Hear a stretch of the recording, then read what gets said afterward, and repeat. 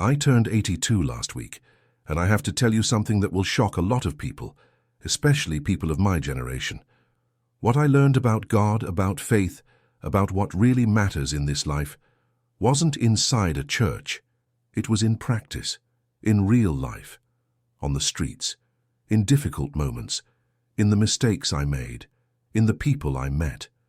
I spent 50 years of my life sitting in church pews every Sunday, 50 years listening to sermons, singing hymns, repeating memorized prayers.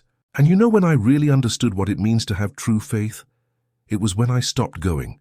It was when I left those four walls and started living what they only preached. Let me tell you how it all began. I was born into an evangelical family. My father was a deacon. My mother played piano in church. Sunday wasn't a day of rest. It was a day of 3 services, morning, afternoon, and evening.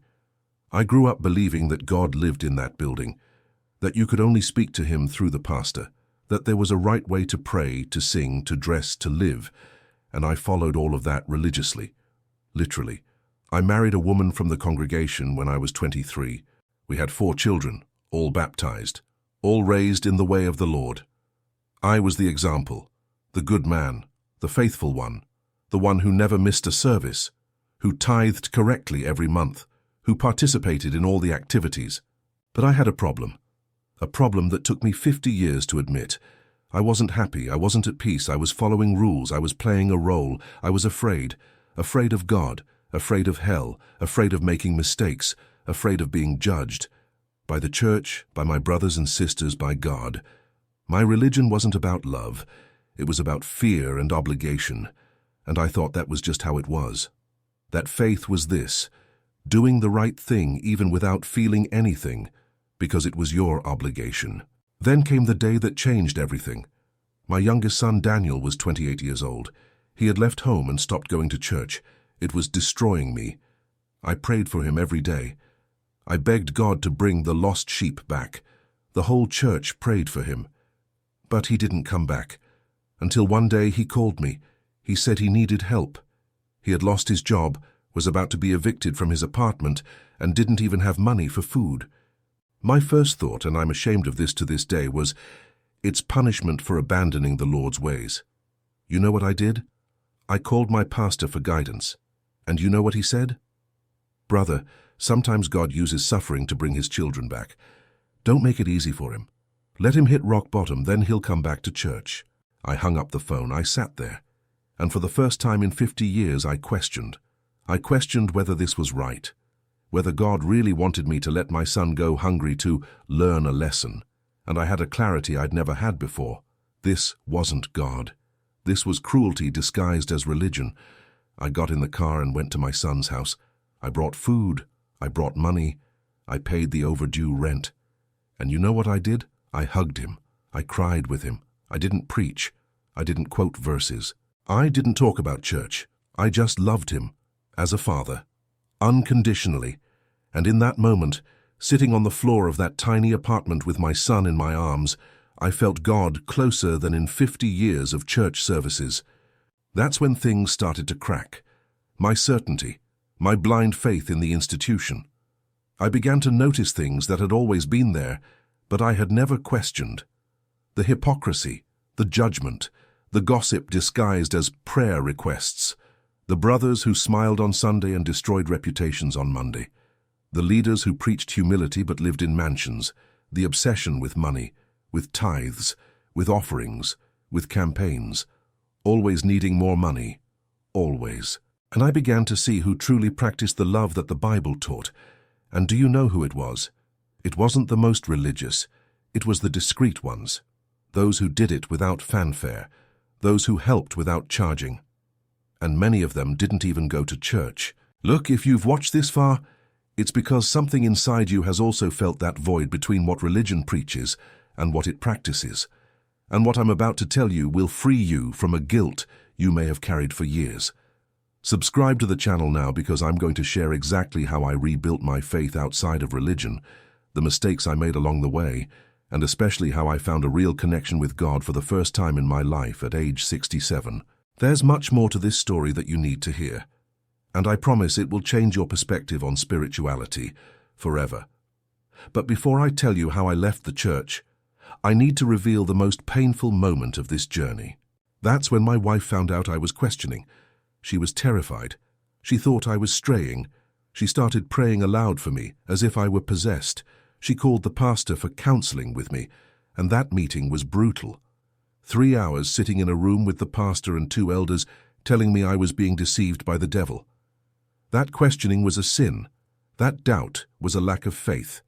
That if I continued down this path, I would be condemned. And you know what they did? They gave me an ultimatum. Either I stopped questioning and went back to being the faithful brother I always was, or I would be publicly disciplined and removed from fellowship. I chose to leave. At 67, after half a century in that church, I got up and left, and it was the most liberating and terrifying day of my life, because I wasn't just leaving a church. I was leaving my entire identity. My whole social life was that church. My friends were from there. My routine revolved around the services. Who was I if I wasn't Brother Joseph from the church? I went into crisis. Weeks of crisis. I would sometimes wake up in the middle of the night, afraid. What if I was wrong? What if it was really the devil deceiving me? What if I lost my salvation? What if God rejected me? But then something happened that changed everything. I was walking in a square trying to clear my head when I saw a beggar.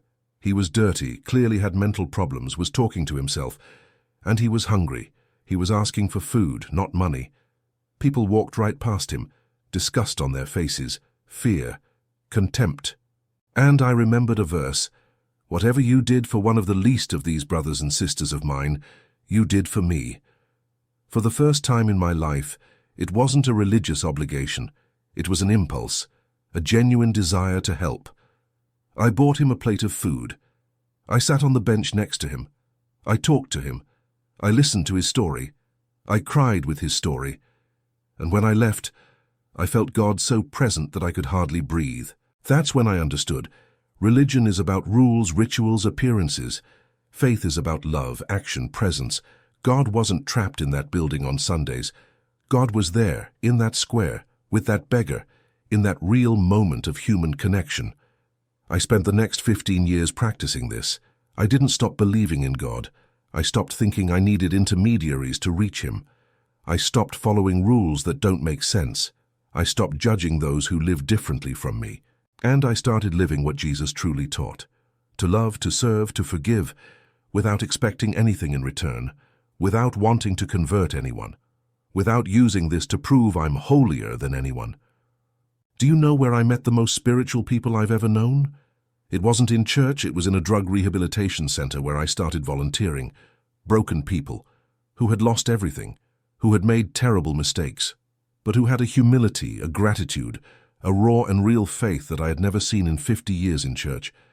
They didn't quote memorized verses, they lived grace, because they needed it to survive. And they taught me more about God in 6 months than I learned in 5 decades of sermons. I discovered that my son, the one the church called backslidden, was more Christian than many people who sat in the front pew every Sunday. He helped elderly neighbors. He donated what little he had. He treated everyone with respect. He didn't go to church, but he lived the gospel, while I, who went religiously, only followed protocols. And I realized that God doesn't care how many times you go to church. He cares about who you are when no one is watching, how you treat the waiter who got your order wrong, whether you stop to help someone in need or walk past because you're late, whether you truly love or only pretend to love the right people. The truth that no one dares to tell you in churches is this: religion can distance you from God as much as it can bring you closer.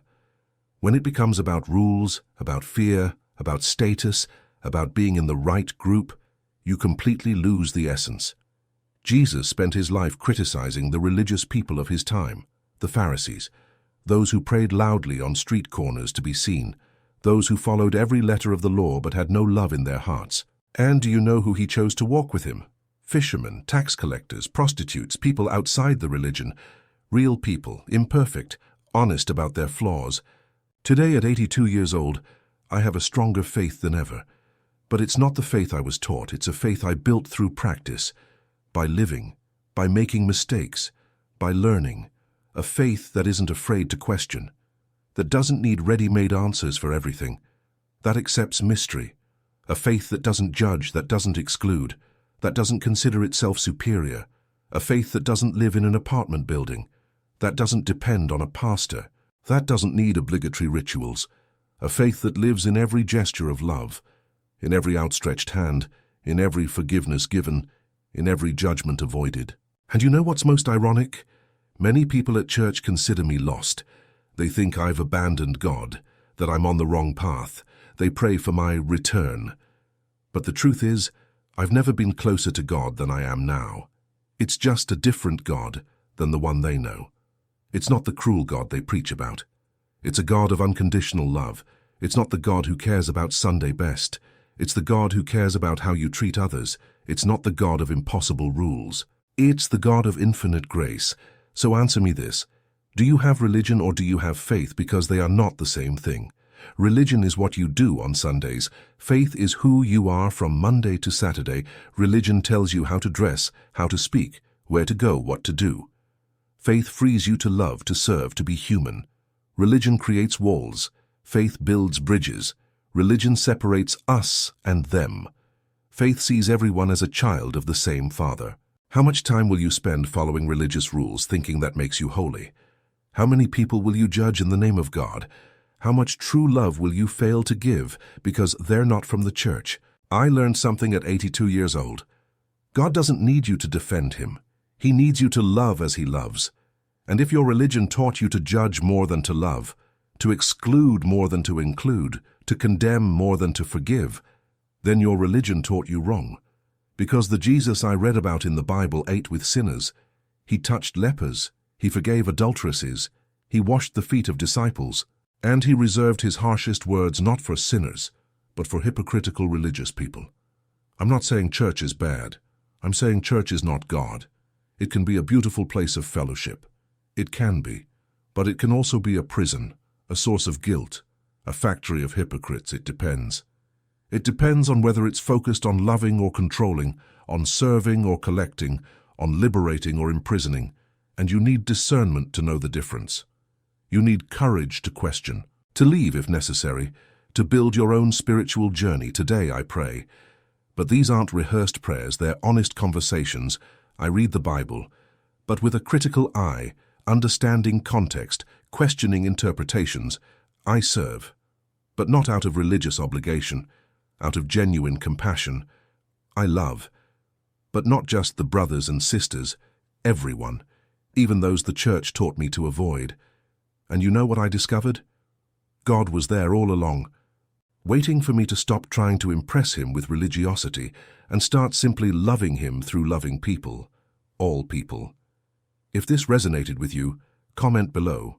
Do you have more religion or more faith? Be honest. Only you and God need to know the truth. Share this video with someone who's trapped in a religion that doesn't set them free. And subscribe to the channel because in the next video, I'll tell you 7 things the church never taught me, but that I learned in practice by living a real faith. Time is passing. Will you spend it fulfilling religious protocols or living a faith that transforms? The choice is yours.